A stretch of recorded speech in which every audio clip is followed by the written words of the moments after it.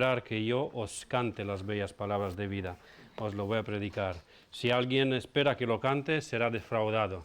Pero bueno, creo que la mayoría están más bien contentos que no los voy a cantar. Porque el canto no es lo mío. Bien.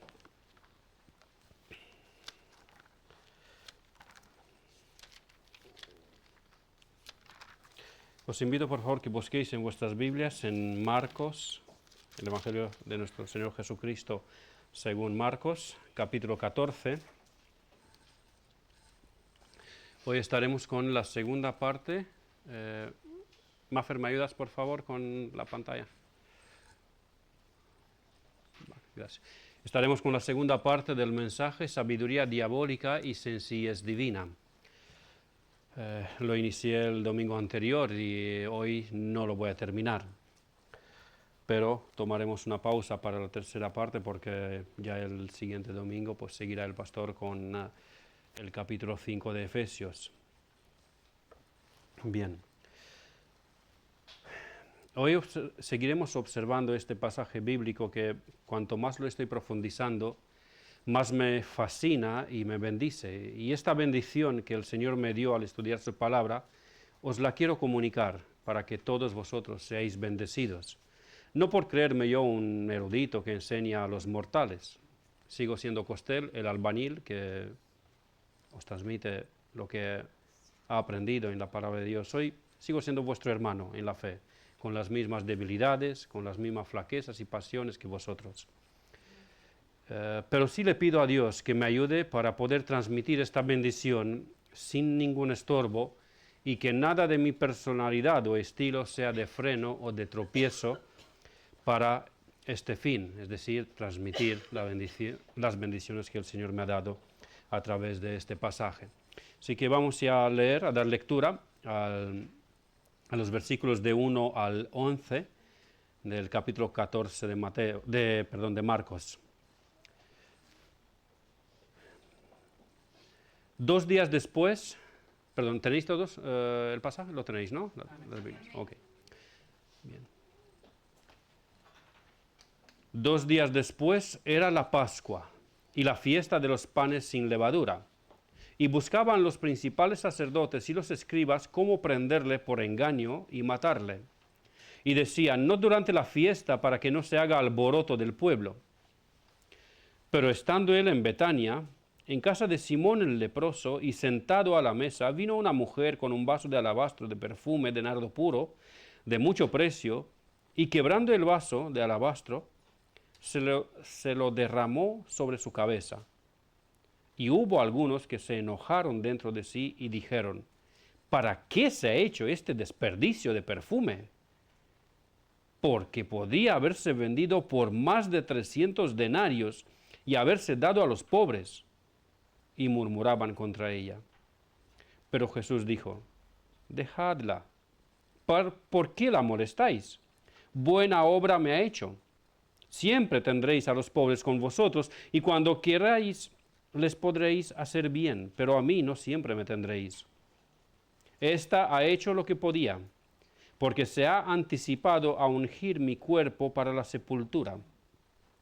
De cierto os digo que donde quiera que se predique este evangelio en todo el mundo, también se contará lo que ésta ha hecho para memoria de ella. Entonces Judas Iscariote, uno de los 12, fue a los principales sacerdotes para entregárselo. Ellos, al oírlo, se alegraron y prometieron darle dinero.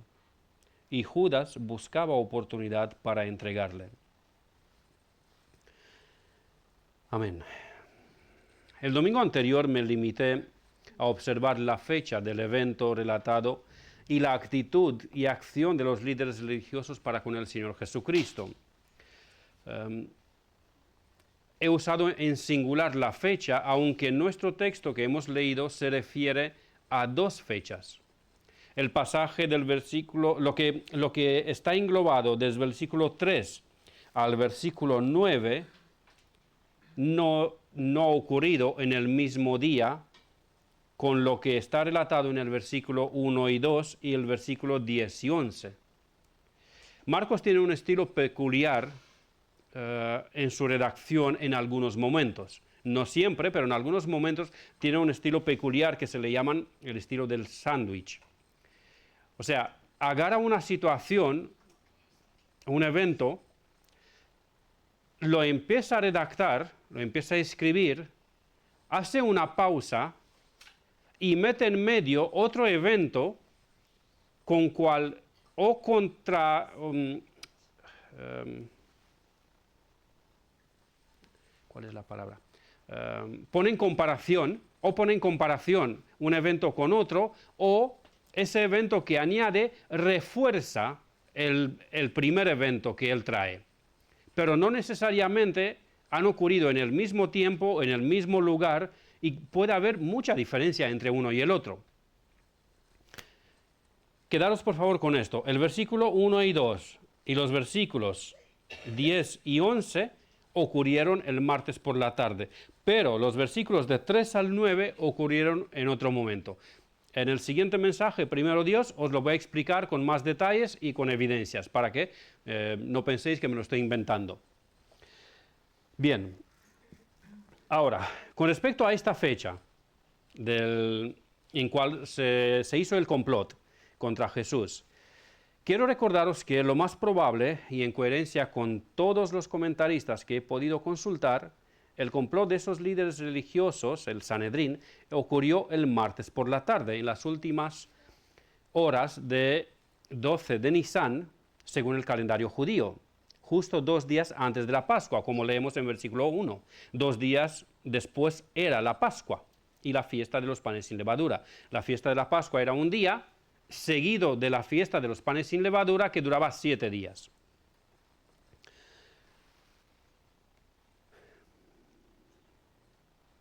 En el día de 14 de Nisan se tenía que sacrificar el cordero pascual y se comía en la noche, lo que para nosotros era la noche del mismo día, hasta medianoche, porque nosotros contamos los días de 12 de medianoche a 12 de medianoche, al siguiente día 12 de medianoche. Los judíos no contaban de esa forma los días. Ellos contaban de la puesta del sol de un día hasta la puesta del sol del siguiente día.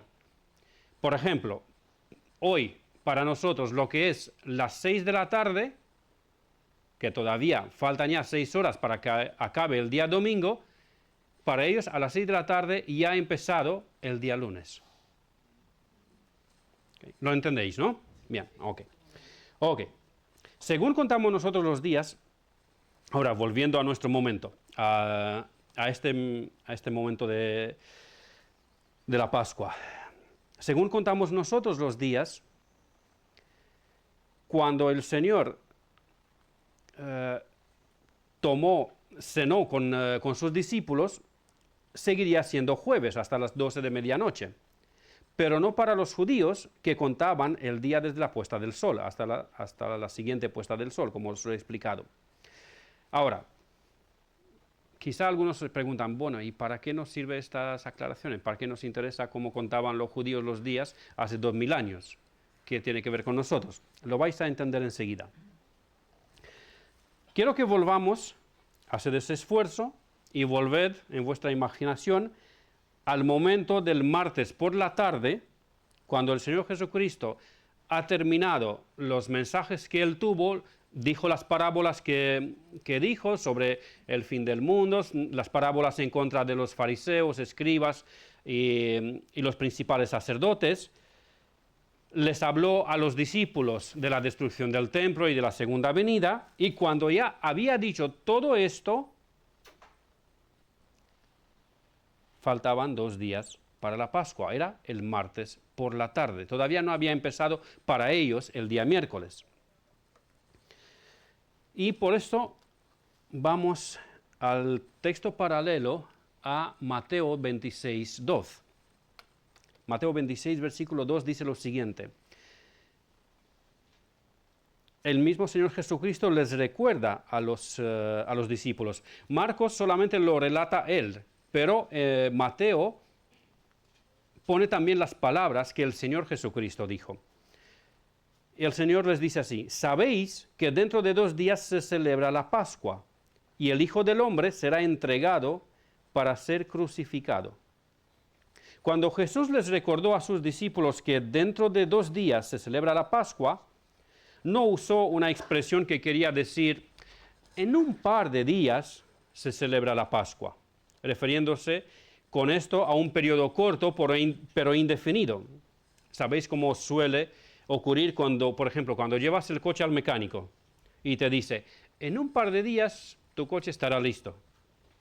Y cuando vas después de 2 días al taller te dice que ni le ha dado tiempo a mirarlo. Recuerdo, fue muy anecdótico, una situación con el hermano Mateo Gil, lo conocéis la gran mayoría de vosotros, el director de la editorial Peregrino.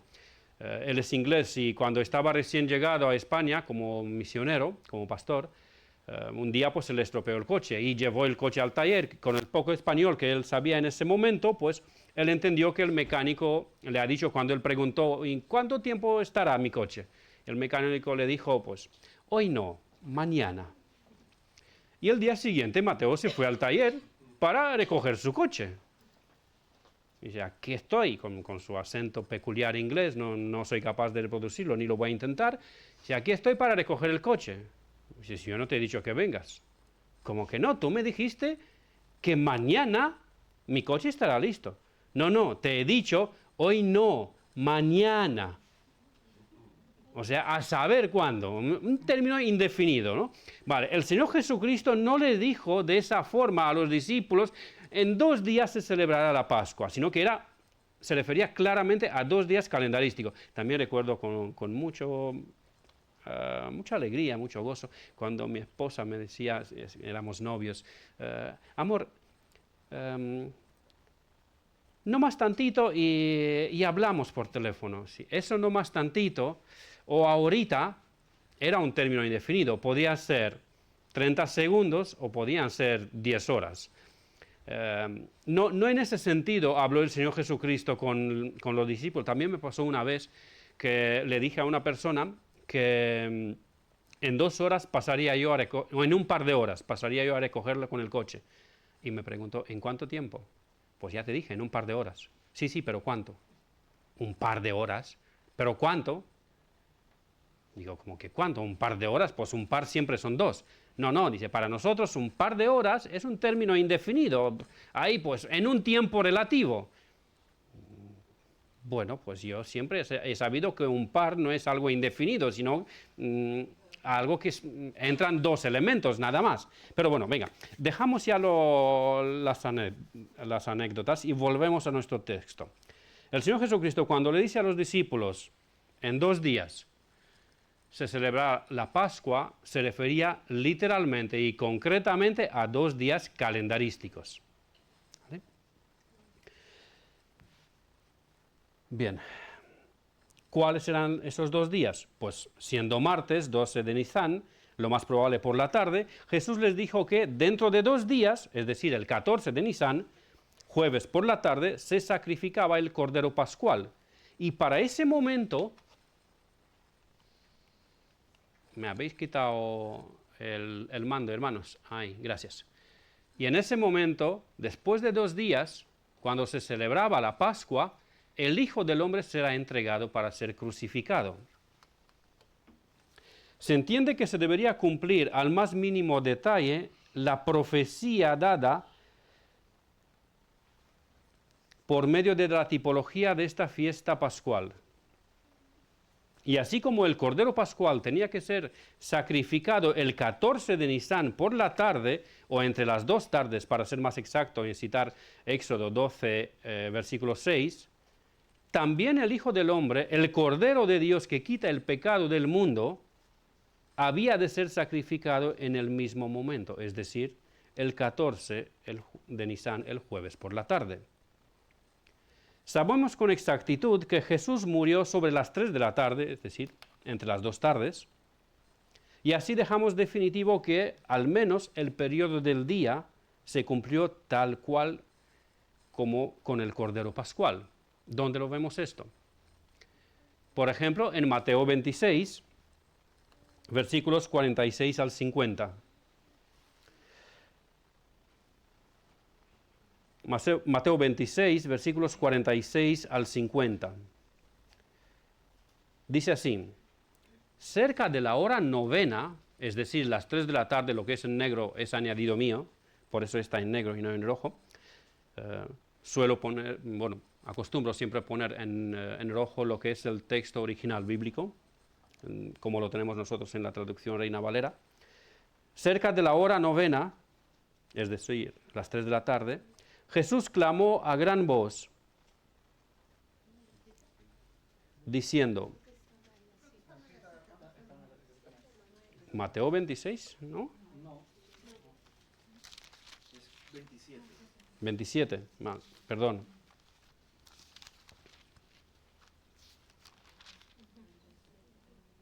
Sí, gracias.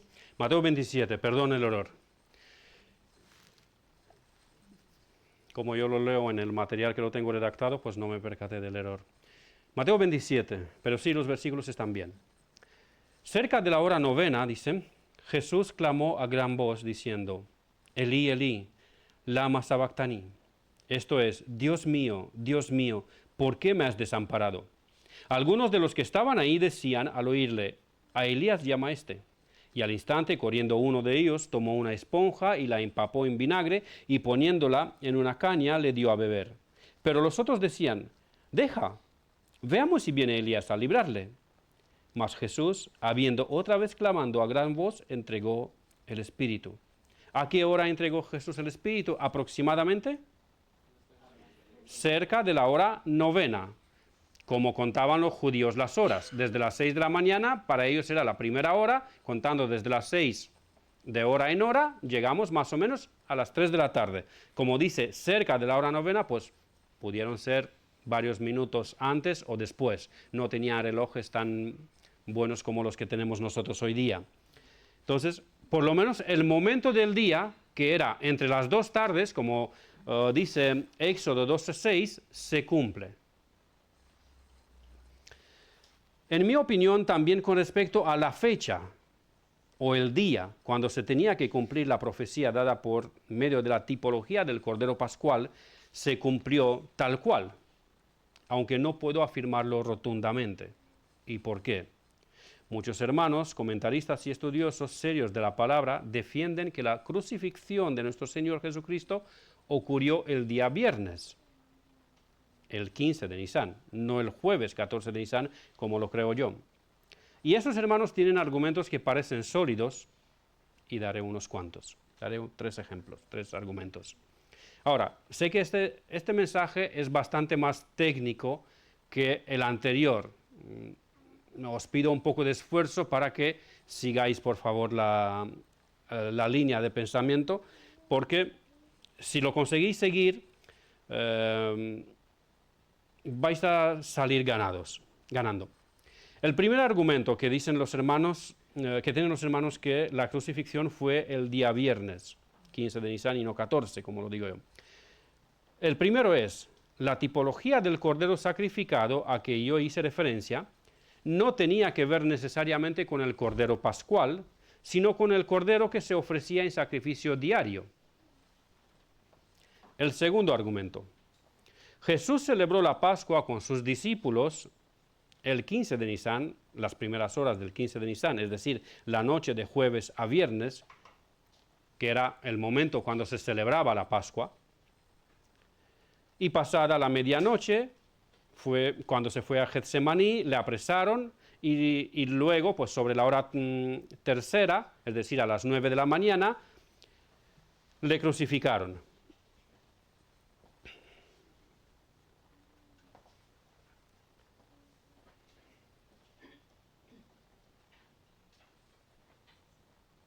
Espero un momento para a ver si este niño consigue hacer algo. El tercer argumento. El día de después de la crucifixión era un día de reposo, dicen los hermanos, es decir, un sábado. Estos son los principales 3 argumentos que traen los hermanos que creen que la crucifixión fue un viernes. Pero todos estos argumentos tienen su contraargumento. Sabéis que a mí me encantan argumentar. El contraargumento al primer argumento. Si la profecía se refería al cordero que se sacrificaba todos los días, como dicen estos hermanos, a cual honestamente os digo que los respeto y los aprecio mucho y he aprendido muchísimo de ellos, si la profecía se refería al cordero que se sacrificaba todos los días, ¿por qué Pablo se refiere a Jesús como nuestras Pascuas? El cordero pascual. ¿Y por qué el empeño de Jesús de que su crucifixión debería ser durante la fiesta de la Pascua? Si la tipología del sacrificio de Cristo era el cordero que se sacrificaba a diario, porque se sacrificaba, aparte del cordero pascual, diariamente un cordero por la mañana y otro por la noche, ¿por qué el empeño del Señor Jesucristo de que tenía que ser crucificado en estas fechas y no en cualquier otro día? Si la tipología era el cordero diario que se ofrecía. El contraargumento al segundo argumento. Es cierto que el pasaje de Lucas, referente a la cena que Jesús comió con sus discípulos, parece indicar sin duda que se refiere a la cena pascual. Pero, si fue así, ¿por qué ninguno de los 4 evangelistas no hace ninguna referencia al plato principal de la cena, es decir, el cordero? Si leéis los 4 evangelios, ninguno habla de que en la mesa había cordero, cuando el Señor cenó con los discípulos. Y era el plato principal, el plato que más atraía la atención. ¿Por qué ninguno de los 4 evangelistas no dice nada del cordero? Otro contraargumento. ¿Por qué los judíos no quisieron entrar en la casa de Pilato para evitar la impureza ritual y así poder comer la Pascua, si ya se habría comido la Pascua la noche anterior? ¿Os acordáis que cuando fueron a entregar a Jesús para que Pilato confirme la sentencia que ellos habían dado para matarlo, la Biblia nos dice que no quisieron entrar en el pretorio, donde estaba Pilato, para que no se contaminen y que así puedan comer la Pascua? Pero si ya se había comido la noche anterior, ¿por qué dice la Biblia que ellos no entraron para que no se contaminen? Y un tercer contraargumento a ese argumento: si ya se había celebrado la Pascua antes de que el Señor sea crucificado, ¿por qué Juan dice en su Evangelio que el día de la preparación de la Pascua era el día cuando Jesús fue crucificado? Ahora, al tercer argumento, alguien podría decir: hermano, es evidente que Jesús fue crucificado el día viernes, el 15 de Nisan, porque la Biblia dice que el día siguiente era un día de reposo, es decir, sábado. Ya no hay contraargumento a esto. Con este argumento ya se desempata el debate, pero no se apure, no saque conclusiones, porque también este argumento tiene su contraargumento. Si os acordáis, estuvimos leyendo la semana anterior en Éxodo 12:16, cuando fue inaugurada la fiesta de la Pascua, que el día 14 de Nisan por la tarde se sacrificaba el cordero. Y el día 15 de Nisan era el inicio de la fiesta de los panes sin levadura. Y ese día, 15 de Nisan, tenía que ser considerado como un día de reposo solemne. Como intento avanzar rápido, ya no voy a todas estas citas. Ese día 15 de Nisan tenía que ser considerado como un día de reposo solemne indiferentemente de qué día de la semana tocaba. Aunque el día 15 de Nisan caía un lunes, un martes, un viernes, se tenía que celebrar como un día de reposo y muy solemne.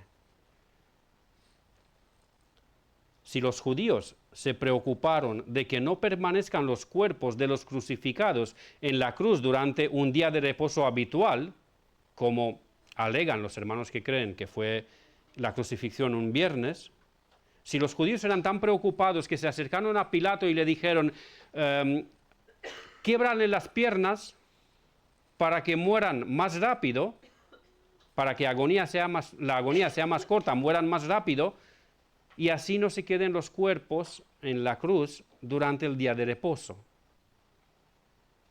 si ya era 15 de Nisan, ese día ya era un día de reposo muy solemne. Si para un día de reposo habitual los judíos se preocuparon de que no se queden los cuerpos en la cruz, no es lógico pensar que se habrían de preocupar mucho más de que no que no sean crucificados en un día de reposo muy solemne. Dadas estas informaciones, yo creo que Jesús comió con sus discípulos la cena relatada en los evangelios, no como cena pascual, sino como una cena sin tener cordero en la mesa, y por eso ningún evangelista hace alguna referencia al cordero. Comió esa cena con ellos el miércoles por la noche, es decir, en las primeras horas del 14 de Nisan, según el calendario de los judíos, y por eso no hay ninguna referencia al cordero. ¿Por qué? Porque aún no había sido sacrificado.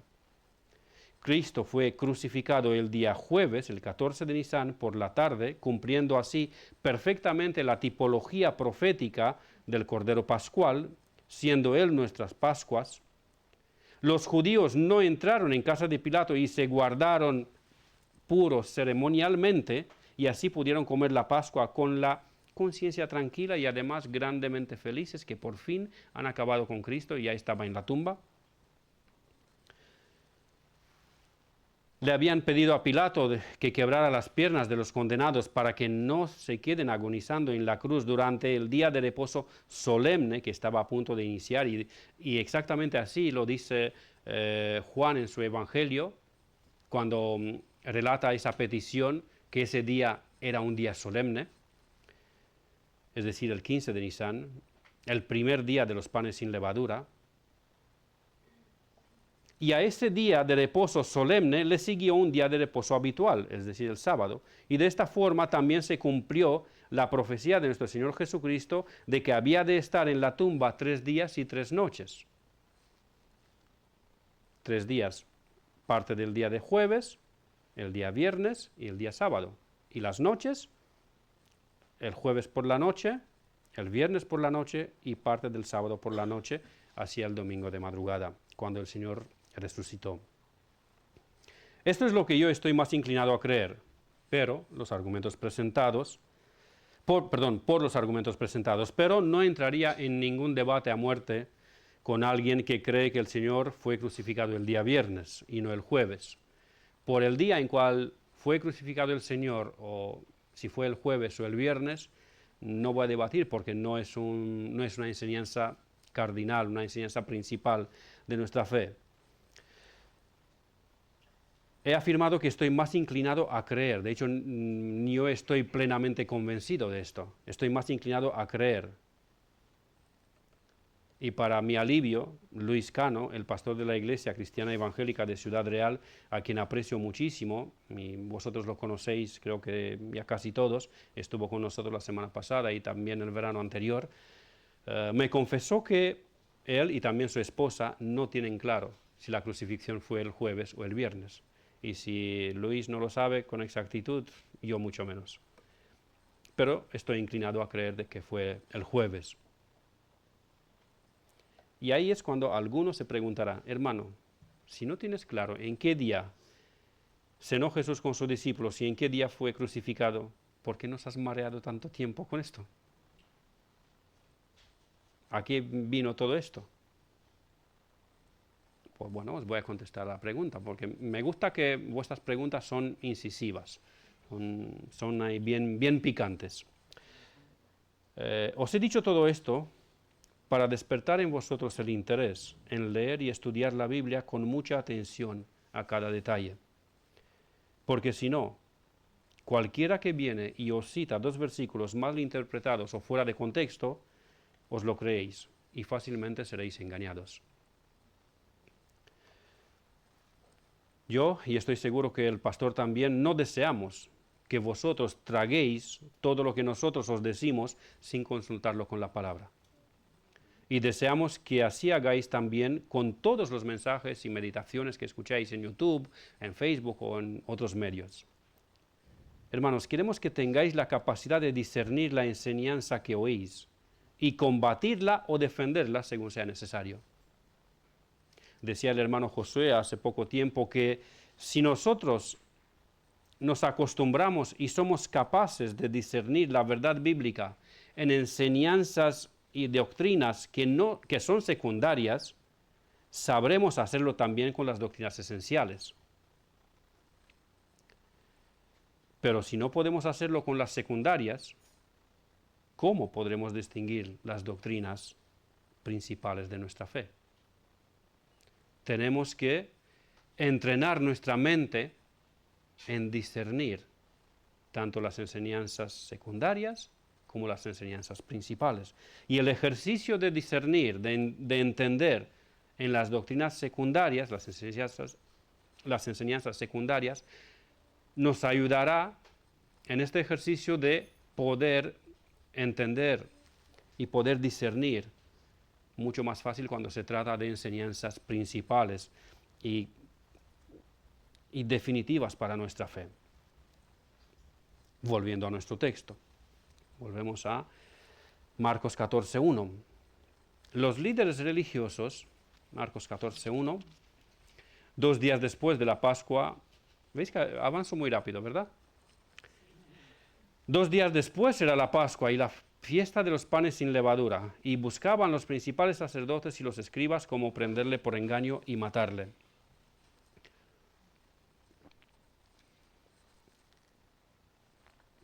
Los líderes religiosos buscaban con astucia y engaño, con sabiduría diabólica, cómo prender a Jesús.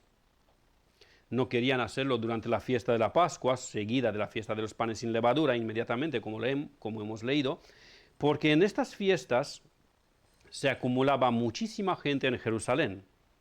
Se estima que en esas fechas se triplicaba la ocupación en Jerusalén, a causa de los judíos que venían desde el extranjero y también a causa de los galileos que venían a la fiesta para celebrar la Pascua. Algunos dicen que incluso más de 3 veces se multiplicaba la ocupación en Israel, en Jerusalén en estos días. Recordemos que la principal y la más popular parte del ministerio de nuestro Señor Jesucristo ocurrió en Galilea, concentrada sobre todo en la zona del norte del mar de Galilea, en las ciudades de Capernaum, Bethsaida, Corazín y las demás aldeas de alrededor. Sobre esas ciudades el Señor emite un juicio muy, muy duro, que a pesar de que han visto tantos milagros de su parte y han escuchado su enseñanza, no se han arrepentido, sino apenas algunos de los habitantes de ahí. Pero bueno, muchos de estos galileos, aunque no se habían convertido realmente, simpatizaban con Jesús. Por lo menos en una ocasión quisieron proclamarle rey, si os acordáis, después de la multiplicación de los panes y los peces, de la primera multiplicación de los panes y los peces, la que ocurrió en la orilla del mar de Galilea. Además, durante las fiestas de los judíos, cuando se concentraban muchos de ellos en Jerusalén, el celo patriótico se avivaba, y más todavía por la influencia de los celotes, un grupo de judíos revolucionarios que buscaban derrocar la opresión del Imperio Romano y la restauración de un Estado de Israel libre y grande, como en los tiempos del rey David. Pero les faltaba un líder con mucha popularidad, un líder que pudiera unir y motivar al pueblo para rebelarse y guiarles en esta revolución de liberación. ¿Y quién mejor que Jesús para esto? En el pensamiento de ellos, no en mi pensamiento. Recordemos que muchos judíos y galileos estaban con la expectativa de que quizás Jesús era ese líder político y revolucionario, y por eso, unos días antes, lo aclamaron cuando entró en Jerusalén cabalgando un pollino en Domingo de Ramos, cuando dijeron, Hosana, salve el rey David. Esta mezcla de patriotismo, más la concentración de judíos y galileos, más las expectativas de liberación, más un líder con popularidad y superpoderes divinas de sanar, multiplicar los alimentos y hasta resucitar los muertos, esta mezcla era muy peligrosa para que los líderes religiosos piensen que sería sabio intentar prender a Jesús en estas fechas. Podría ser que todo este complot que ellos hacían contra Jesús se volviera en su contra y que la multitud no permitiera que prendan a Jesús, que lo apresen y que lo maten, y que se vuelva en contra de ellos y que acaben ellos muertos. Los líderes religiosos eran malvados, pero no eran tontos. Eran astutos, eran sabios en el sentido mundano, en el sentido diabólico, porque usaron la capacidad de razonar, de analizar y de prever, capacidades dadas por Dios, para conspirar y complotar contra el ungido de Dios. ¿Cómo estaba profetizado en el Salmo 2? ¿Os acordáis del Salmo 2? Vamos a buscarlo. El Salmo 2. Pero antes del Salmo 2, leemos, aquí estamos todavía en Marcos 14. Fijamos esta decisión de ellos, esa estrategia. 14.2, Marcos 14.2 dice, y decían, no durante la fiesta, para que no se haga alboroto del pueblo.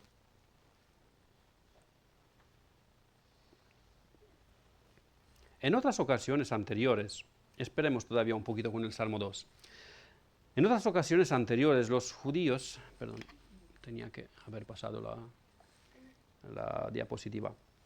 Los judíos quisieron matar a Jesús en otras ocasiones anteriores y la palabra de Dios nos dice en Juan 8:20 que estas palabras habló Jesús en el lugar de las ofrendas, enseñando en el templo, y nadie le prendió. ¿Por qué? Porque aún no había llegado su hora. Pero llegó las vísperas de la Pascua, cuando Jesús dijo en Juan 12, 23 y 24, Jesús les respondió diciendo, ha llegado la hora para que el Hijo del Hombre sea glorificado. Si en ese tiempo anterior, cuando ellos quisieron prenderle y matarle, y no es el único momento, lo hicieron en varios momentos, no era la hora y por eso Dios no lo permitió, ahora Jesús mismo les dice, ha llegado la hora para que el Hijo del Hombre sea glorificado. De cierto, ¿a qué se refiere con glorificar? ¿Regresar al cielo, a la diestra del Padre? No. De cierto os digo que si el grano de trigo no cae en la tierra y muere, queda solo, pero si muere, lleva mucho fruto. Se refiere a su crucifixión, la glorificación en la cruz, no la glorificación a la diestra del Padre. Los judíos, en su complot diabólico, en Marcos 14:2, decían, no durante la fiesta, para que no se haga alboroto en el pueblo. Pero Jesús dijo, sabéis que dentro de 2 días se celebra la Pascua y el Hijo del Hombre será entregado para ser crucificado. Otro detalle que me fascina es que en Marcos 11, Marcos 14, versículo 11, la segunda parte del versículo, Judas Iscariote buscaba oportunidad para entregarle. Buscaba un momento propicio. Ya se había juntado con los miembros del Sanedrín, ya habían hablado, pero él buscaba un momento propicio para entregar a Jesús. Pero llega el momento de la cena del miércoles, según yo lo entiendo, y el Señor Jesucristo le dijo, lo que has de hacer, hazlo más pronto. Y ya no te esperes para buscar un momento oportuno. Hazlo ahora. Date prisa.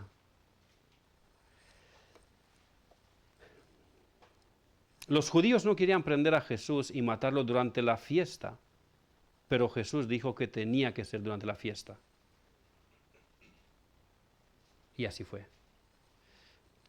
Judas Iscariote buscaba una oportunidad para entregarle, pero en la víspera de la Pascua Jesús le dijo, no busques otra oportunidad, hazlo más pronto, hazlo ahora. Y adivine la voluntad y el pensamiento de quien se cumplió. De Jesús. de Dios. Volviendo otra vez al momento del complot del Sanedrín contra Jesús, ya os dije que avanzo rápido, volvemos otra vez al 14:1. Ocurrió algo que ni los... Porque quiero regresar un poquito para que captemos una idea que ya os quiero transmitir. Cuando el Sanedrín estaba reunido y complotaba contra Jesús y buscaban los principales sacerdotes y escribas cómo prenderle por engaño y matarlo, ocurrió algo que ni en los más deseados y macabros sueños se lo imaginaban. Ese mismo día, martes por la tarde, se acercó Judas Iscariote, uno de los 12 discípulos de Jesús, se acercó a los miembros del Sanedrín, es decir, a los líderes religiosos y políticos de la nación, y se ofreció entregarles a Jesús. Como dirían los españoles, entregárselo en bandeja. Póneselo muy fácil. No os preocupéis, yo os lo entrego. Yo os facilito el asunto.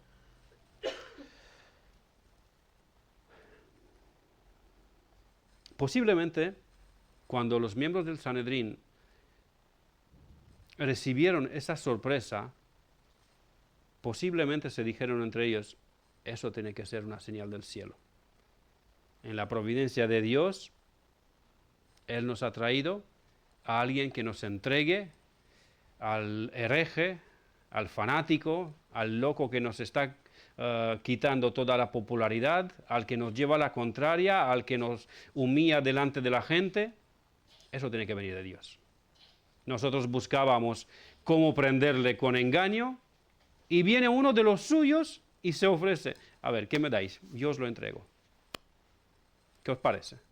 Pues, de maravilla para ellos. Estaban tan cegados en su razonamiento sano, porque sí tenían mucho razonamiento, pero en el razonamiento sano estaban tan cegados y al mismo tiempo muy vivos y despiertos en el razonamiento diabólico, que seguramente pensaron que esto era la confirmación por la providencia de Dios de que actuaban según la voluntad de Dios.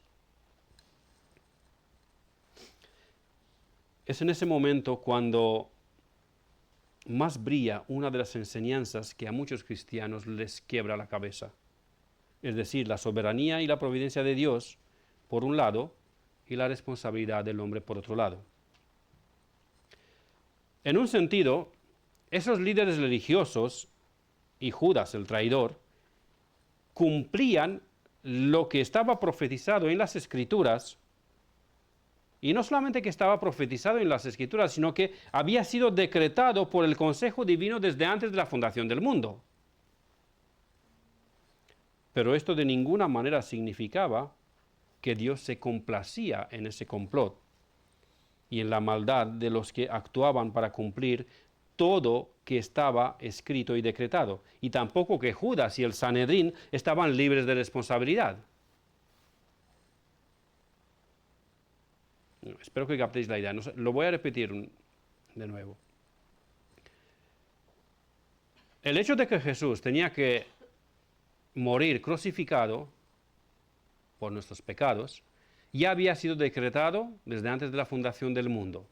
Incluso la forma en cual se tenía que hacer, incluso el hecho de que uno de sus discípulos le iban a traicionarlo, iban a entregar, incluso la forma en cual tenía que morir, que tenía que ser por crucifixión y no de otra forma, ya habían sido decretadas por Dios y profetizadas, con detalles.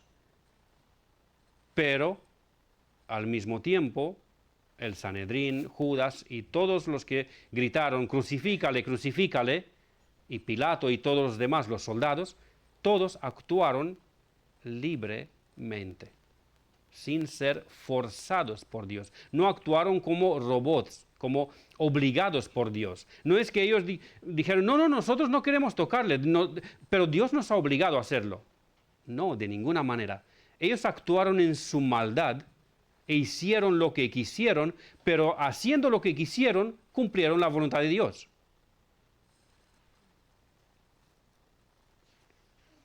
Y ahí os invito, por favor, que vayamos ya por fin al Salmo 2, versículos de 1 al 7. Salmos capítulo 2, y ahí vemos cómo fue profetizado con bastante detalles unos 1000 años antes por la boca del rey David, sobre el complot y la crucifixión del Señor. ¿Lo tenemos, Salmos 2? Bien. ¿Por qué se amotinan las gentes y los pueblos piensan cosas vanas? Se levantarán los reyes de la tierra, y príncipes consultarán unidos contra Jehová y contra su ungido, diciendo, rompamos sus ligaduras y echemos de nosotros sus cuerdas. El que mora en los cielos se reirá. El Señor se burlará de ellos. Luego hablará a ellos en su furor y los turbará con su ira. Pero yo he puesto mi rey sobre Sión, mi santo monte. Yo publicaré el decreto. Jehová me ha dicho, mi hijo eres tú, yo te engendré hoy.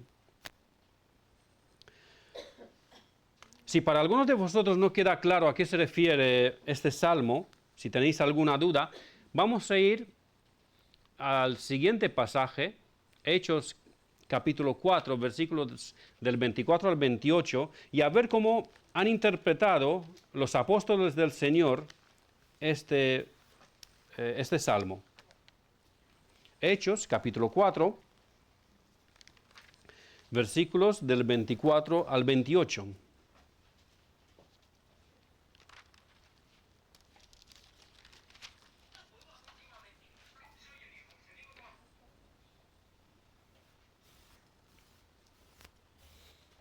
Hechos capítulo 4, versículos 24 al 28. Y ellos, es decir, los apóstoles, el grupo de creyentes escucharon lo que los discípulos, lo que los apóstoles les contaron y oraron juntamente. Y ellos, habiéndolo oído, alzaron unánime la voz a Dios y dijeron, soberano Señor, tú eres el Dios que hiciste el cielo y la tierra, el mar y todo lo que en ellos hay, que por boca de David tu siervo dijiste, ¿por qué se amotinan las gentes y los pueblos piensan cosas vanas? Se reunieron los reyes de la tierra y los príncipes se juntaron en uno contra el Señor y contra su Cristo, porque verdaderamente se unieron en esta ciudad contra tu santo Hijo Jesús, a quien ungiste, Herodes y Poncio Pilato con los gentiles y el pueblo de Israel, para hacer cuanto tu mano y tu consejo habían antes determinado que sucediera. ¿Lo entendemos? En la segunda cita, el pasaje de Hechos, vemos cómo los apóstoles interpretaron que el arresto y la crucifixión de nuestro Señor Jesucristo fue el cumplimiento del Salmo 2, donde sí, los líderes religiosos de la nación de Israel y los gentiles, los romanos, se juntaron para hacer ¿qué? Para hacer cuanto tu mano y tu consejo habían antes determinado que sucediera. Judas Iscariote, el Sanedrín, Pilato, los soldados, la gente que gritó, crucifícale, crucifícale, y todos y cada uno de ellos libremente hicieron lo que ellos quisieron y pudieron hacer. Porque si recordáis, Jesús le dice a Pilato, no podrías hacer nada en mi contra si no te lo hubiera permitido Dios, si no te fuera dada por Dios, por mi Padre.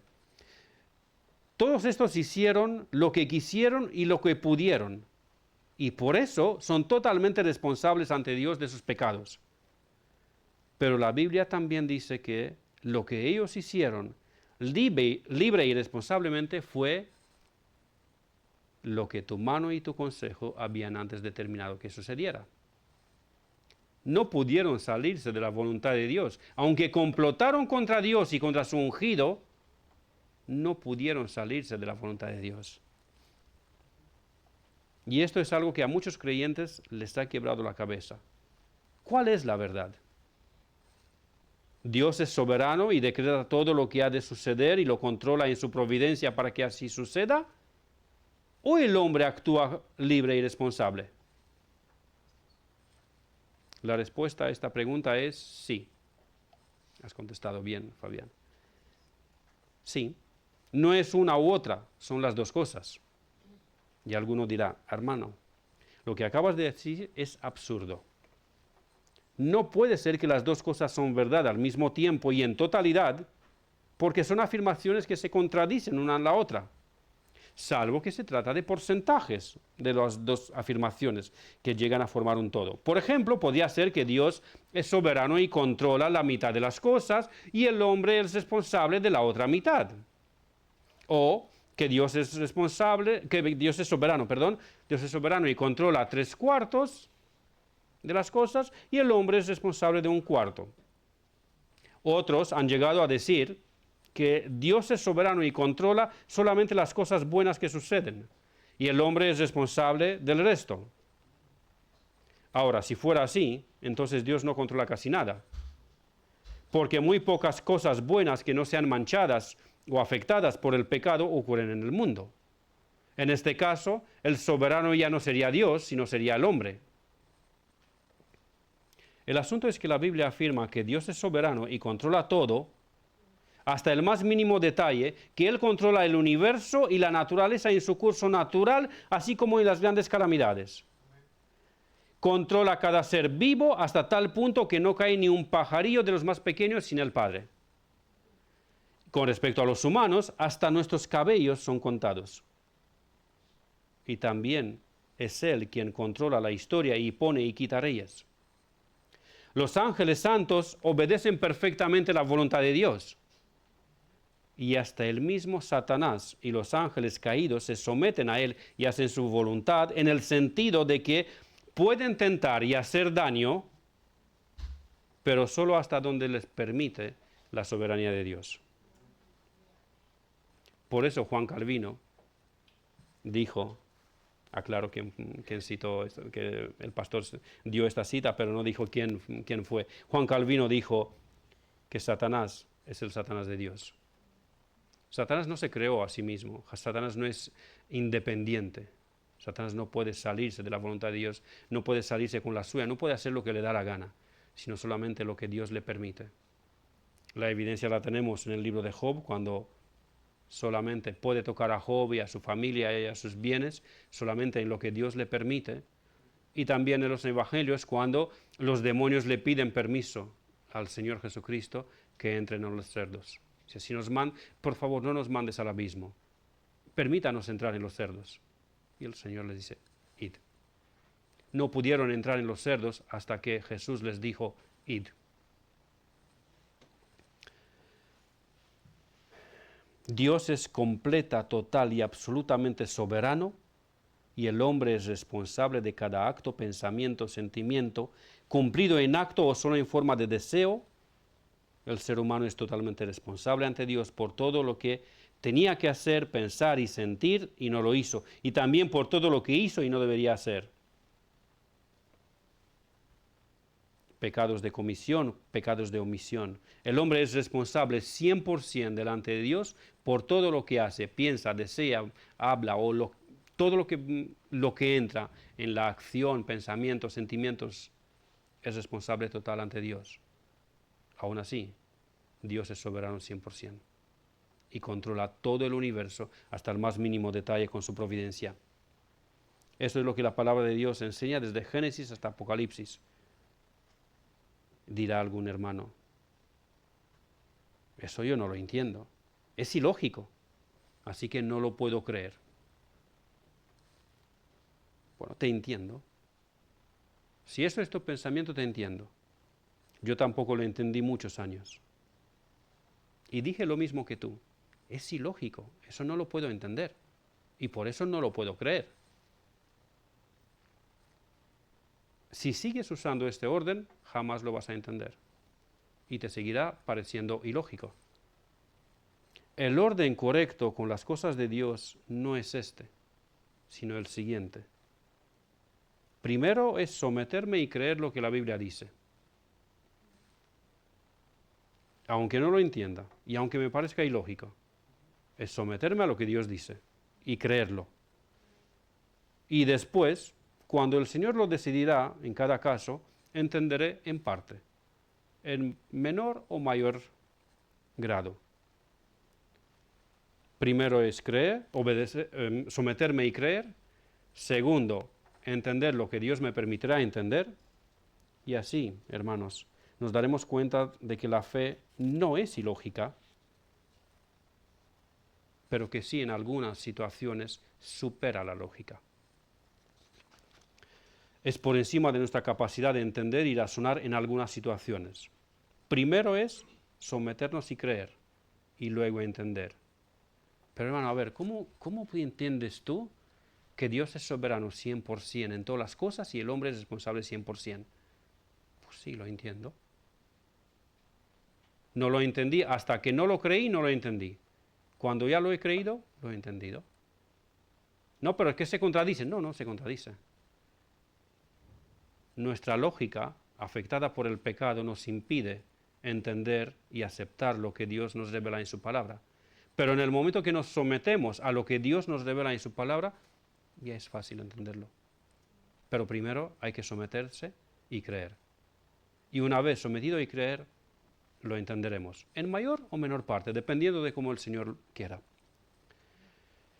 En conclusión, me habría gustado abordar también el ungimiento del Señor en Betania, los versículos del 3 al 9, pero el tiempo se me ha ido tanto en lo que fue lo largo de la semana para estudiarlo más al fondo, como ahora en exponerlo. Ya llevo casi una hora. Parece que el Señor en su providencia quiso que me limite hoy solamente a enfatizar la soberanía y la providencia de Dios, que gobierna y controla todo, incluso mi predicación, hasta el más mínimo detalle. Pero que al mismo tiempo tú y yo somos responsables ante Dios por cada pensamiento que tenemos o no tenemos, por cada palabra que decimos o callamos, y por cada cosa que hacemos o deberíamos hacer y no hicimos. Y que además de esto, el Señor tiene en cuenta no solamente lo que se ve en exterior, nuestras emociones, palabras y hechos. Anoche le decía yo a una hermana que me vio, dice, no estás bien. Digo, sí, no estoy bien, tienes razón. Digo, aparte digo, es que yo no sé disimular. Cuando no estoy bien, pues se me ve claramente, no hay ninguna duda. Si estoy enojado o si estoy enfermo o si estoy triste, se me nota enseguida. No soy capaz de sonreír en esas situaciones. Y enseguida tú estás enojado, o estás triste, o estás enfermo. El asunto es que el Señor no tiene en cuenta solamente lo que se ve en exterior, nuestras emociones, palabras y hechos, sino que también el Señor valora las cosas desde la intención del corazón. ¿Con qué intención sentimos lo que sentimos, hablamos lo que hablamos o hacemos lo que hacemos? ¿O dejamos de sentir, hablar y hacer?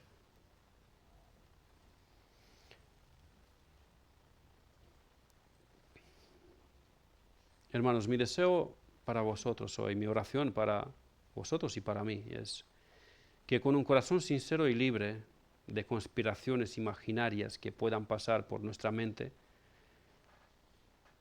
por eso digo que yo creo que el Señor en su providencia pues no me ha permitido poder avanzar y condensar el mensaje para llegar al ungimiento en Betania.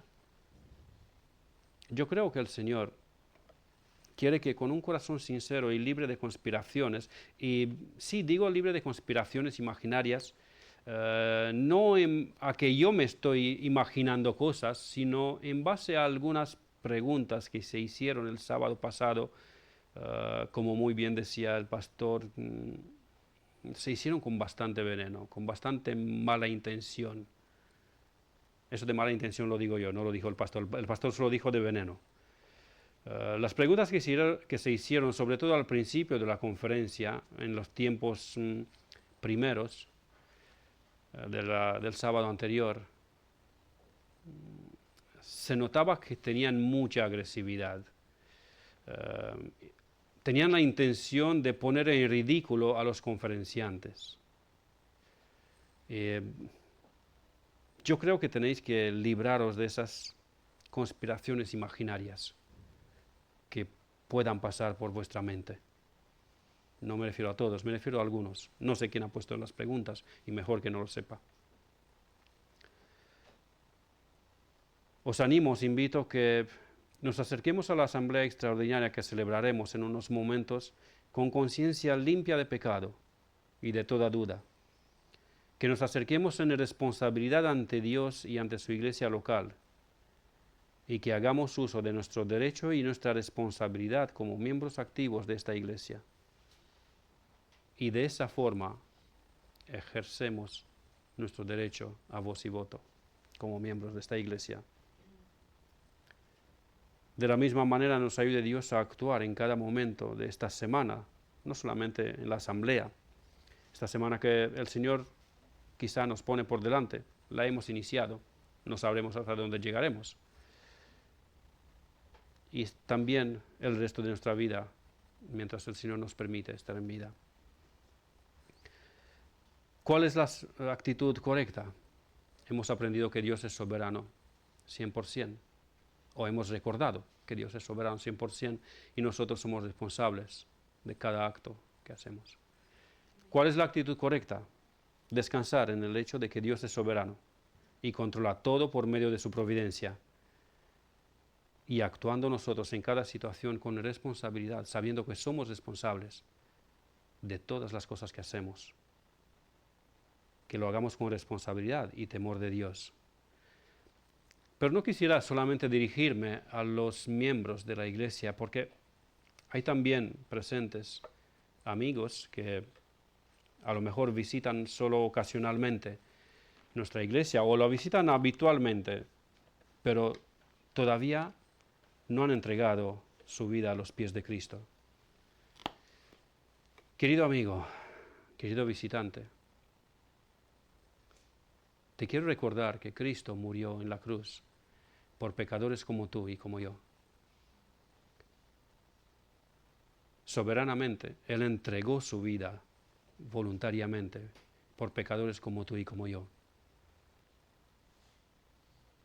Tú eres responsable de tu vida como la has vivido hasta ahora, porque tú has escogido vivir de esta forma. Tú has dicho las palabras que has dicho, tú has hecho los hechos que has hecho, tú has sentido lo que has sentido y eres responsable delante de Dios por todas esas cosas. Y esas cosas son pecaminosas delante de Él, porque todo lo que se hace, todo lo que no se hace con fe, es pecado. Todo lo que no viene de un corazón arrepentido y todo lo que no se hace en coherencia con la voluntad de Dios y en dependencia del Espíritu Santo es pecado. Esa consecuencia de tus actos es la perdición eterna. Te invito, te suplico y también te mando con la autoridad que Dios me da a través de su palabra, que vengas a los pies de Cristo en arrepentimiento y fe, que entregues tu vida a Cristo. Es tu deber hacerlo. No le haces ningún favor a Dios, te estás haciendo un favor a ti si lo haces. Y si entregas tu vida a los pies de Cristo en arrepentimiento y fe, Él promete que perdonará todos tus pecados,